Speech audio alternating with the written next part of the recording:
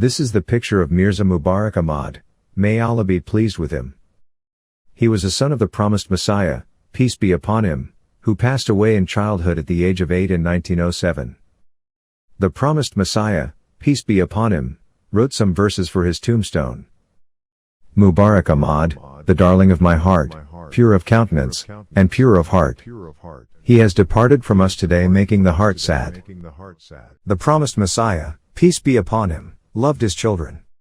Once, when Mirza Bashir Ahmad, may Allah be pleased with him, was around 3 years old, he became fond of sugar. He would come to the promised Messiah, peace be upon him, with his hand held out, saying, Abba, Chitty, indicating that he wanted white sugar. Often, the promised Messiah, peace be upon him, would be busy writing a book, but, upon this request, would get up to give the child some sugar before returning to his work. This would happen several times a day.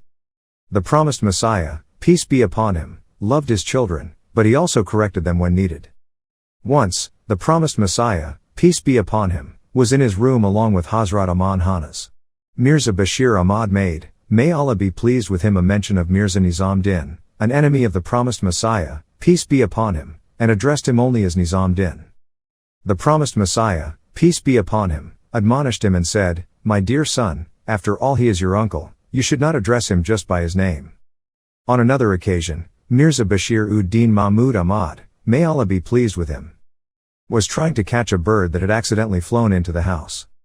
He had all the doors closed when the promised Messiah, peace be upon him, who was leaving for Friday prayers, saw him. He said, my dear son, one should not catch the birds living in one's own home. The one who has no mercy has no faith.